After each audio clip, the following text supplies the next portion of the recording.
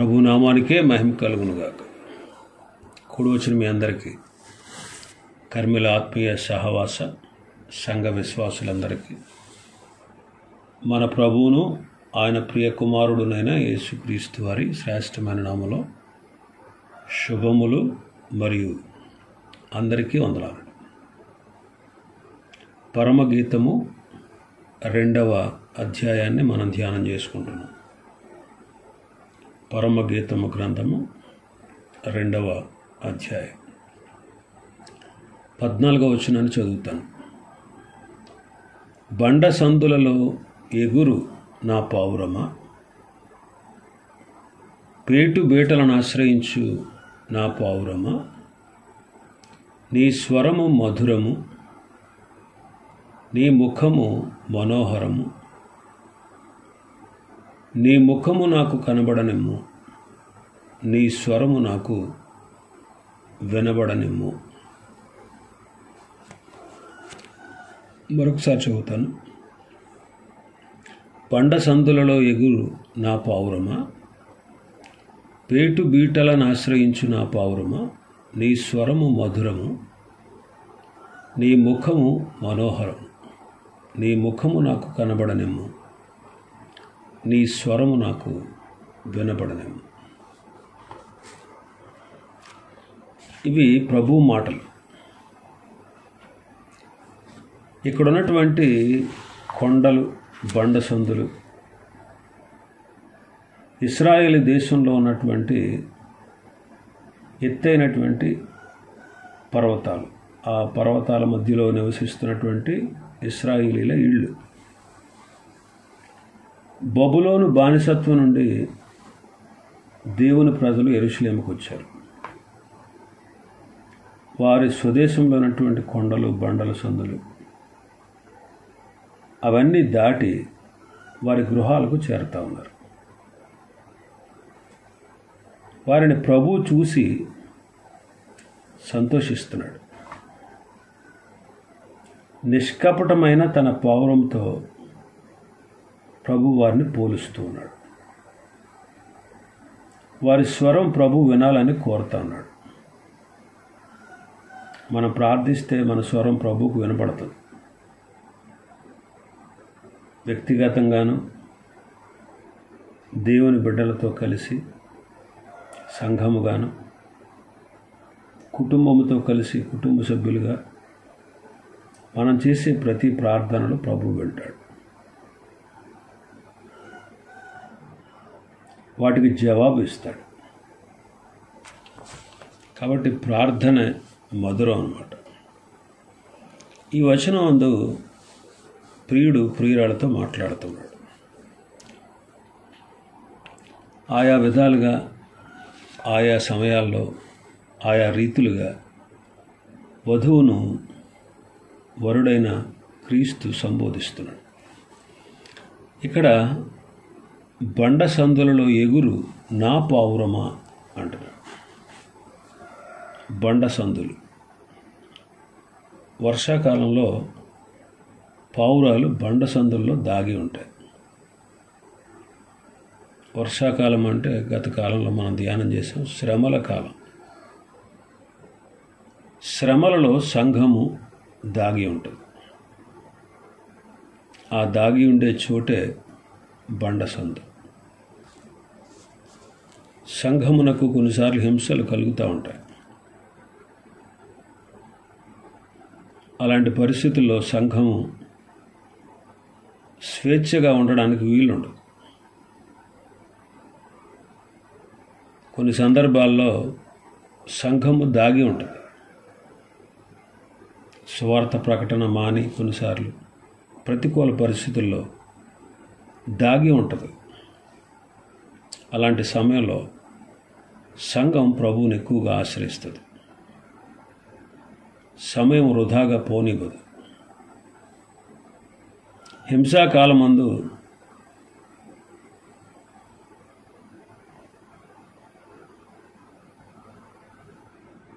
దేవుని ఎక్కువగా ధ్యానిస్తూ, ఆయన సన్నిధిలో కాలం గడుపుతూ ఆత్మీయంగా అభివృద్ధి చెందుతుంది.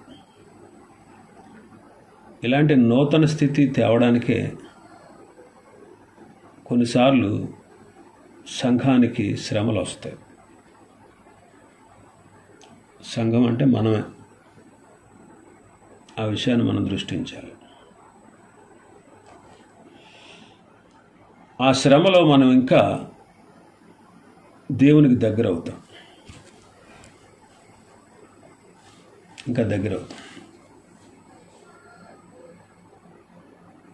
ఇంకా మనం చూస్తే బండ సందులలో ఎగురు నా పావురమా, ఎగురుట అనే మాట చూస్తాం. ఎగురుట అంటే ధ్యానించుట. ధ్యాన స్థితి కలిగినటువంటి భక్తులు వాక్యపు లోతుల్లోకి వెళ్ళి ప్రభువులో జీవిస్తూ దేవుని యందు ఆనందిస్తూ ఉంటారు. కీర్తనకారుడు 63వ కీర్తనలో 4-5 వచనాలు మనం చదివితే,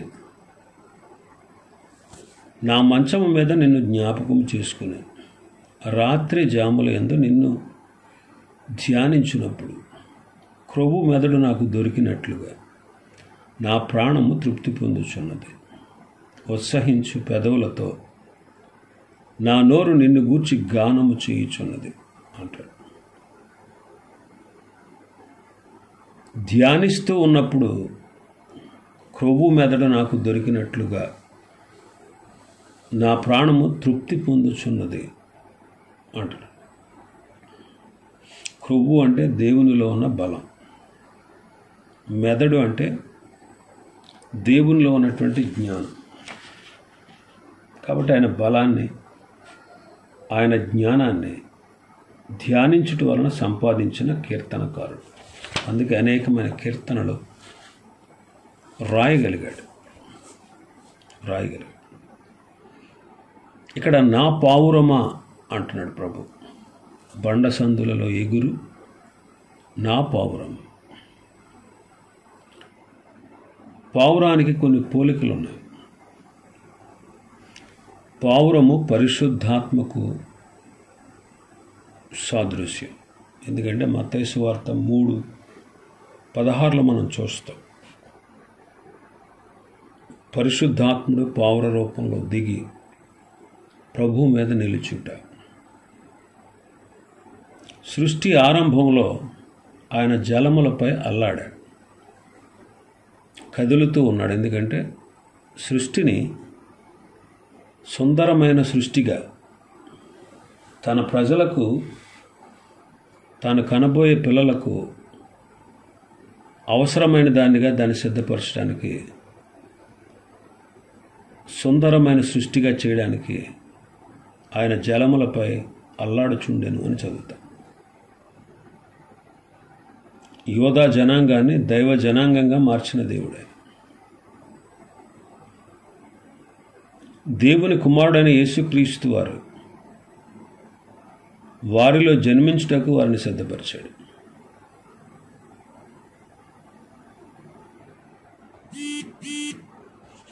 కాబట్టి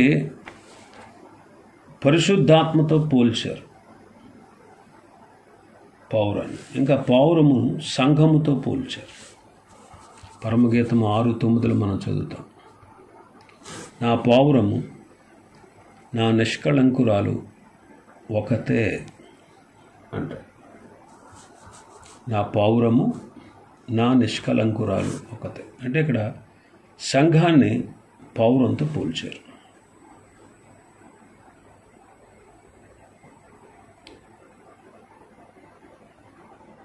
నిష్కపటమైన స్థితి కలిగినటువంటిది సంఘం. అందుకే పావురంతో పోల్చబడింది.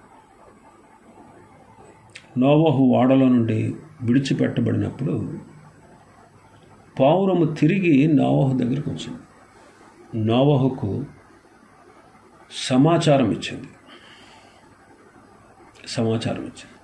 మొదటిసారి వెళ్ళినప్పుడు నీళ్లు భూమి మీద ఇంకా తగ్గలేదని, రెండవసారి వెళ్ళినప్పుడు నీళ్లు భూమి మీద ఇంకిని, చెట్లు చిగురిస్తున్నాయని, మూడవసారి వెళ్ళినప్పుడు భూమి మీద నివసించడానికి పూర్తిగా భూమి అనుకూలంగా ఉంది అని నమ్మకమైన సమాచారాన్ని తెచ్చింది.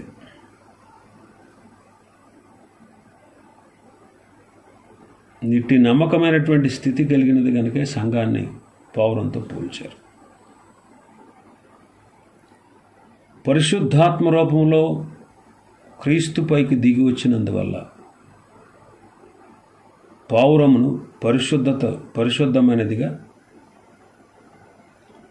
తెలియబడతా ఉంది. అంటే పరిశుద్ధమైనటువంటి స్థితి సంఘానికి ఉంది, అందుకే పావురంతో పోల్చబడింది.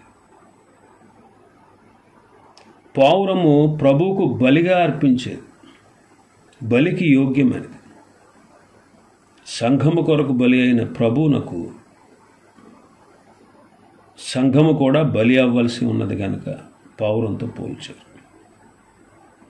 నహూము గ్రంథం 2వ అధ్యాయం 7వ వచనంలో చదివితే మూల్గుచున్నటువంటి గువ్వను చూస్తాం, అంటే పావురం. సంఘము ప్రభు సన్నిధిలో మూల్గుచు అనగా ప్రార్థించుచు స్తుతించుచు ఉన్నది కనుక పావురముతో పోల్చబడింది. పావురము ఎగురుతుంది.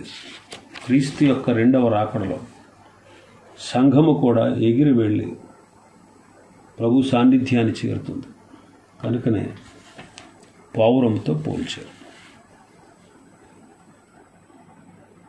ప్రభువు మన కొరకు శ్రమపడ్డారు. సంఘము కూడా శ్రమపరచబడుతుంది కనుక అది ఆయన పావురం, ఆయన స్వరూపాన్ని ధరించుకున్నది. ఇంకా మనం చూస్తే మన భాగంలో పేటు బీటులను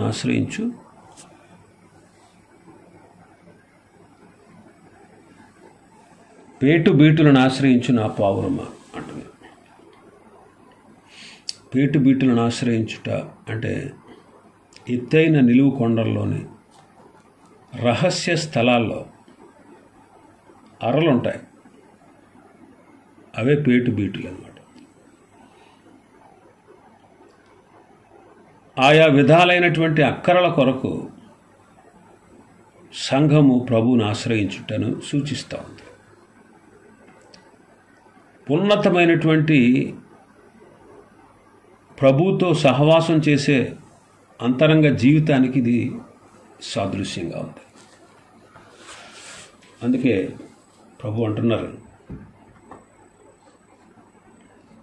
నీ ముఖము మనోహరము, నీ స్వరము మధురము, నీ ముఖము నాకు కనబడనేమో, నీ స్వరము నాకు వినబడనేమో అంటున్నారు. దేవునికి మన ముఖం కనబడాలి. యోహాను సువార్త 5వ అధ్యాయంలో 38 ఏండ్ల నుండి వ్యాధిగ్రస్తుడైనటువంటి ఒక రోగిని ప్రభు స్వస్థపరిచాడు. ఆ రోగికి తనను స్వస్థపరిచిన వారెవరో తెలియలేదు. నీవు లేచి నీ పరుపెత్తుకుని నడుమని చెప్పారు ప్రభు. అసలు ఎవరో ఏంటనేది చూడకుండా వెంటనే లేచి నడుచుకుంటూ ఇంటికి వెళ్ళిపోయాడు. ఆ తర్వాత రోగి ఆరోగ్యవంతుడై దేవాలయంలో ప్రభువును కలుసుకున్నప్పుడు ఆ స్వస్థత పొందినటువంటి రోగి ముఖాన్ని ఆయన దేవాలయంలో చూశారు. ఇకను పాపము చేయకుము అని హెచ్చరించారు. ప్రభు సన్నిధిలో ప్రతి ఒక్కరి ముఖం ప్రభు చూస్తాడు, సంతోషిస్తాడు. నిర్గమకాండం 34వ అధ్యాయాన్ని మనం చదివితే మోషే సీనాయి కొండ దిగుతూ ఉన్నప్పుడు 40 దివారాత్రులు ప్రభు సన్నిధిలో ఉన్నప్పుడు శాసనములు గల 2 పలకలు మోషే చేతిలో ఉన్నాయి. అతడు ఆ కొండ దిగి వస్తూ ఉంటే అతడు కొండ మీద 40 దివారాత్రులు ఆయనతో మాట్లాడుతూ ఉన్నప్పుడు ఆయన ముఖ చర్మము ప్రకాశించిన సంగతి మోషేకు తెలియలేదు. మోషే ముఖం దేవునికి కనిపించింది. 40 పగళ్ళు 40 రాత్రులు దైవ సన్నిధిలో గడిపాడు కాబట్టి ఆ ముఖము ప్రకాశవంతంగా ఉంది. దైవ సన్నిధిలో ఉన్న మోషే ముఖం ప్రకాశించింది. అపొస్తలుల కార్యములు 6వ అధ్యాయం 15వ వచనాన్ని చదివితే, సభలో కూర్చున్న వారందరూ స్టెఫను వైపు తేరి చూడగా అతని ముఖము దేవదూత ముఖము వలె వారికి కనబడింది. స్టెఫను ముఖం దేవుని దూత ముఖంలాగా ప్రకాశించింది. దేవుని సన్నిధిలో జీవిస్తే ముఖానికి కళ కలుగుతుంది. ముఖం ప్రభు సహవాసంలో ఉండాలి. కొరింథీయులకు రాసిన 2వ పత్రిక 3వ అధ్యాయం 18వ వచనం చదివితే, మనం అందరము ముసుగు లేని ముఖముతో ప్రభు యొక్క మహిమను అద్దము వలె ప్రతిఫలింపచేయుచు మహిమ నుండి అధిక మహిమను పొందుచు ప్రభువగు ఆత్మచేత ఆ పోలికగానే మార్చబడుచున్నాము. కాబట్టి దేవుని మహిమను లోకానికి పంచి ఇచ్చేటువంటి దేవుని బిడ్డలుగా మనం ఉండాలని పౌలు హెచ్చరిస్తున్నాడు. ప్రభువుతో ఎడతెగని సహవాసం మనకు ఆశీర్వాదాన్ని కలిగిస్తుంది. ప్రార్థనను, ప్రభు యొక్క సహవాసాన్ని అశ్రద్ధ చేస్తే మనం ఆరిపోతాం.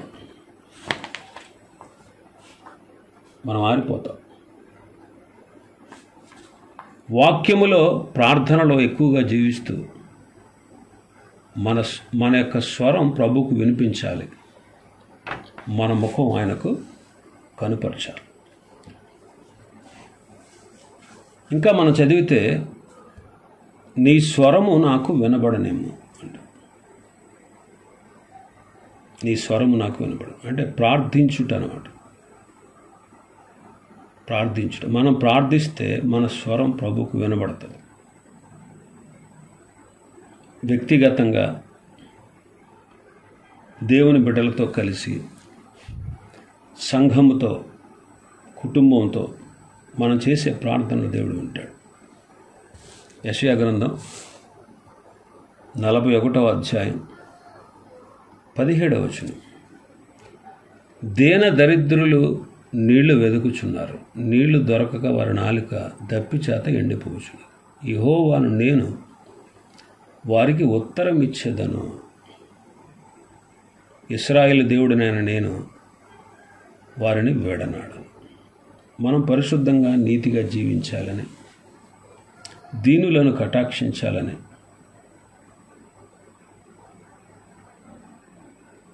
ప్రార్థించే ముందు మన ప్రవర్తన సరిగా ఉండాలని ఈ వాక్యం మనం ధ్యానం చేస్తే అర్థమవుతుంది. మనం మొరపెడితే ప్రభు వింటాను అని వాగ్దానం చేస్తున్నాడు. కాబట్టి మనం మొరపెట్టాల్సినటువంటి బాధ్యత మనపై ఉంది. అయితే నువ్వు ఎన్ని గంటలు ప్రార్థన చేసావు అనేది గొప్ప కాదు. అసలు దేవునితో నీకు ఉండేటువంటి సహవాసం కరెక్ట్గా ఉందా లేదా అది చూస్తాడు. దేవునితో మన సంబంధం సరిగా ఉండాలి. దేవునితో మనకుండే సంబంధం సరిగా లేకుండా నువ్వు ఎన్ని ప్రార్థనలు చేయి, ఎన్ని గంటల దీర్ఘ ప్రార్థనలు చేయి, ఎన్ని గంటలు దేవునితో గడుపు, దానివల్ల నీకు ప్రయోజనం లేదు. ప్రార్థిస్తే మొర వింటాడు ఆయన. అందుకే ఆయనకు ఒక పేరు ఉంది, ప్రార్థన ఆలకించువాడు. అందుకే సర్వ శరీరులు ఆయన దగ్గరికి వస్తారు. వాళ్ళ దేవుని బిడ్డలైనా అన్యులైనా ఆయన దగ్గరికి వస్తే ఆయన తప్పనిసరిగా మొర్ర వింటాడు. అయితే దేవుని బిడ్డలు మన స్వరం ఆయనకు వినబడాలి. మన స్వరం ఆయన వినాలి అంటే ఆయనతో మనం కరెక్ట్గా మన కనెక్షన్ సరిగా ఉండాలి. మన కనెక్షన్ సరిగా లేకుండా ప్రార్థించిన ప్రయోజనం. ఇప్పుడు ఇతరుల్ని క్షమించకుండా నువ్వు ప్రార్థన చేస్తే నీ ప్రార్థన వినడు, ఎందుకంటే నిన్ను కూడా క్షమించడు ఆయన. ఇతరులను క్షమించలేనటువంటి నీ ప్రార్థన దేవుడు ఎలా వింటాడు? వాక్యం మత్తయి సువార్తలో చెప్పాడు కదా 6వ అధ్యాయంలో ఖచ్చితంగా. అంటే దేవునితో మనకుండే కనెక్షన్ సరిగా లేకపోతే మన ప్రార్థనలు దేవుడు వినడు. నువ్వు ఎన్ని గంటలు చేయి, ఉపవాసాలు ఉండి దివారాత్రులు మొరపెట్టు, దేవునితో నీకుండే సంబంధం కరెక్ట్గా లేకపోతే ఆయన నీ ప్రార్థన అసలు వినడు. చాలామంది గంటలు ప్రార్థన చేస్తారు, కానీ ప్రభువుతోనూ ఆయన బిడ్డలతో ఉండేటువంటి ఆ సంబంధం సరిగా ఉండదు. మరి దానివల్ల ప్రయోజనం ఏంటి? దేవునితో నీ సంబంధం సరిగా లేకపోతే, దేవుడు చెప్పినట్టు నువ్వు చేయకుండా నువ్వు ఆయనకి ఎన్ని ప్రార్థనలు చేస్తే, అందుకే ప్రభువు ఖచ్చితంగా చెప్పాడు, ప్రభువా అని నన్ను పిలిచి ప్రతివాడు పరలోకం చేరడు, నా తండ్రి చిత్త ప్రకారం చేసేవాడు చేరతాడని.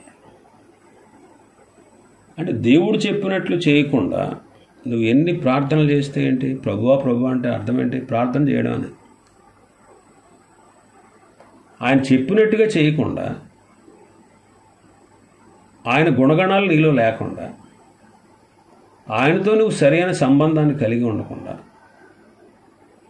ఆయన చెప్పిందంతా ప్రక్కన పడేసి నేను నా ఇష్టం వచ్చినట్టే చేస్తాను అని మన ఇష్టానుసారంగా మనం నడుస్తూ ప్రార్థన చేసిన ప్రయోజనం ఉండదు. కాబట్టి మన కనెక్షన్ సరిగా ఉండాలి. అందుకే ఈ అధ్యాయాన్ని చదవండి, యెషయా గ్రంథం 41. మనం పరిశుద్ధంగా నీతిగా జీవించాలి, దీనులను కటాక్షించాలి. అంటే దీని భావం ఏంటంటే ప్రార్థించే ముందు మన ప్రవర్తన సరిగా ఉండాలి. అందుకే అర్పణ అర్పించినప్పుడు మత్తయి సువార్తలో చెప్పాడు, విరోధం ఏదైనా కలిగి ఉన్నావు నువ్వు ఇతరుల మీద, లేకపోతే ఇతరులు నీ మీద ఏమైనా విరోధం కలిగి ఉన్నారు, అప్పుడు ఏం చేయమన్నాడు? నీ అర్పణ అక్కడ వదిలేసి మొదట వెళ్ళి సమాధానపడి అప్పుడు వచ్చి నీ అర్పణ అర్పించు.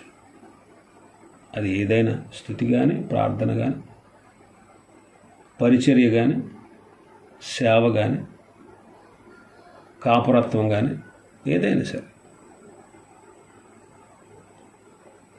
దేవునితో నీకుండే సంబంధం సరిగా లేకపోతే నువ్వు సాటి మనుషులతో కూడా సరైన సంబంధాన్ని కలిగి ఉండలేవు. మొదట మన స్థితి దేవునితో సరిగా ఉంటే తోటివారితో కూడా ప్రేమగా ఉంటాం. వాడు ప్రార్థించే ముందు ప్రార్థనకు జవాబు కలగాలంటే మనం సరిగా ఉండి ప్రార్థన చేయాలి. మనం దేవునితో సత్సంబంధాన్ని కలిగి ఉండి చేసే ప్రార్థన, మనం దేవునితో సత్సంబంధాన్ని కలిగి ఉండి చేసే పరిచర్య, మనం దేవునితో సత్సంబంధాన్ని కలిగి ఉండి చేసేటువంటి ప్రతి పని ఆయన అంగీకరిస్తాడు. ప్రార్థన అంటే ప్రభువుని పిలుచుట. యెషయా గ్రంథం 58వ అధ్యాయం 9వ వచనం. అప్పుడు నీవు పిలువగా యెహోవా ఉత్తరమిచ్చు, నీవు మొర్రపెట్టగా ఆయన నేనున్నాను అను. ఇతరులను బాధించుటయు, వేలు పెట్టి చూపి తిరస్కరించుటయు, చెడ్డదాన్ని బట్టి మాట్లాడుట నీవు మాని. ఇక్కడ చూడండి, ఈ అధ్యాయం అంతా చదవండి. సహజంగా మనం అనేకుల్ని పిలుస్తూ ఉంటాం. మనం పిలిచినప్పుడు వాళ్ళు పలుకుతారు. ప్రార్థన అంటే దేవుని పిలవడం. దేవుని పిలిస్తే ఆయన పలుకుతాడు, అంటే జవాబిస్తాడు. ఇంకా మనం ముందుకు వెళ్తే యెషయా గ్రంథం 65:24లో ప్రార్థించకముందే జవాబిస్తాడు అని ఉంది. అంటే దీని అర్థం ఏంటంటే మన అవసరాల నిమిత్తం మనం ప్రభువుని వేడుకుంటాం. కొన్నిసార్లు మనం వేడుకోక మునిపే ప్రభువు మనకి సహాయం చేస్తాడు. అంటే దీని అర్థం ఏంటంటే నీకేం కావాలో ఆయనకు బాగా తెలుసు. నీకేం కావాలో ఆయనకు బాగా తెలుసు. నీ అవసరాలన్నీ ఆయనకు తెలుసు. అయినా మనం ప్రార్థించాల్సిన బాధ్యత మన మీద ఉంది. అడగకముందే అక్కరగా ఉన్నవేవో ఎరిగిన దేవుడు. ఆ విషయాన్ని ప్రభువు మాట్లాడుతూ మత్తయి సువార్తలో, నీవు అడగకముందే ఆయనకు అక్కరగా ఉన్నవేవో తెలుసు కాబట్టి మొదట ఆయన రాజ్యమును నీతిని వెతకాలన్నాడు. కాబట్టి ఆయన పిలవాలి. ఆయన పిలుపు, మన పిలుపు ఆయన వినాలి. అంటే ఇక యెషయా గ్రంథం 58లో ఉన్నటువంటి లక్షణాలు మనలో ఉండాలి. ఇంకా 33 ఇర్మీయా గ్రంథం 33:3లో చదివితే గూఢమైన ప్రతి విషయాన్ని తెలియజేస్తాడట. మన భవిష్యత్తు ఏంటో మనకు తెలియదు. అయితే ప్రార్థిస్తే మన భవిష్యత్తును ప్రభు మనకి అనుకూలంగా మలచగలడు.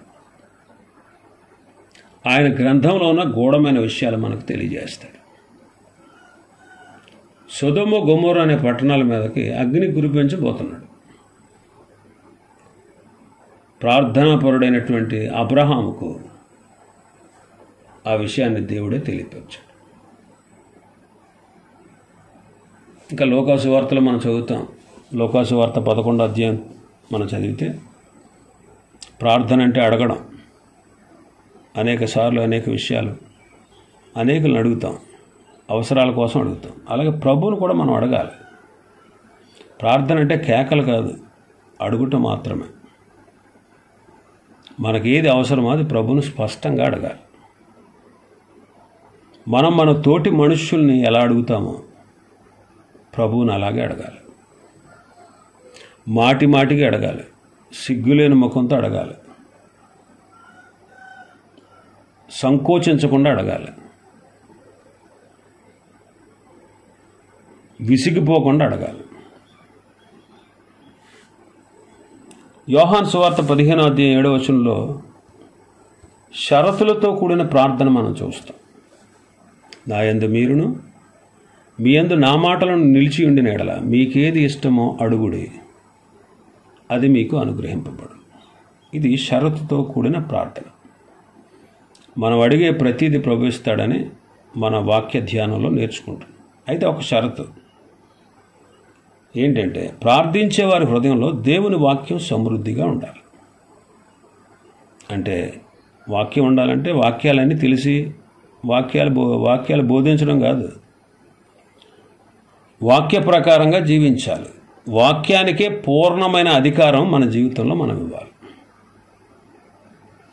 వాక్యానికి పూర్ణమైన అధికారాన్ని మన జీవితంలో వాక్యానికి ప్రాధాన్యత ఇవ్వాలి. అంటే వాక్యానుసారంగా నడవడానికి మనం సరిగా ఉండాలి.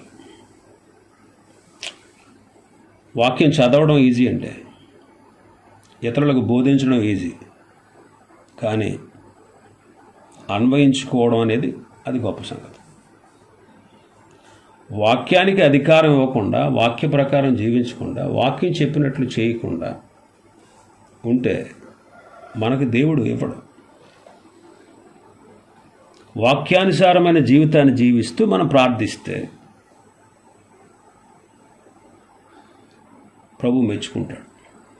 వాక్యానుసారంగా జీవించకుండా చేసే ప్రార్థన ప్రభు మెచ్చుకోడు, దాన్ని వినడు కూడా. కాబట్టి మన భాగంలోకి వద్దాం. నీ స్వరము నాకు వినబడని. ఆ రీతిగా దేవుని బిడలుగా మన ఆధ్యాత్మిక స్థితిని మనం సరైన విధానంలో నడిపించుకోవాలి. ఎన్ని వాక్యాలైనా వింటామండి, ఎన్నిటినైనా చదువుతాం, ఎన్నిటినైనా ధ్యానిస్తాం, కానీ వాక్యానుసారమైన నడక లేకపోతే, ప్రవర్తన లేకపోతే నువ్వు దేవునికి ఇష్టురాలవు కాదు. ప్రభు నిన్ను ప్రేమిస్తున్నాడనే భ్రమలో ఉంటావు. అందుకే మన ప్రార్థనలకు జవాబు దొరకదు. అందుకే మన జీవితాలు శాంతిగా, నెమ్మదిగా, సంతోషంగా ఉండవు. వాక్యానుసారమైనటువంటి జీవన విధానం లేకపోతే. కాబట్టి మన ముఖం ఆయనకు కనబడాలి. ఆయన చూస్తాడు. మన స్వరం ఆయనకు వినబడాలి, ఆయన వింటాడు. అయితే దానికంటే ముందు వాక్యానుసారమైనటువంటి జీవన విధానం మనకు ఉండాలి. లేకపోతే కయ్యను అతని అర్పణను త్రోసివేసినట్టు మన ప్రార్థనను ఆయన త్రోసివేస్తాడు. కాబట్టి త్రోసివేయబడేటట్లుగా మనం జీవించుకోం.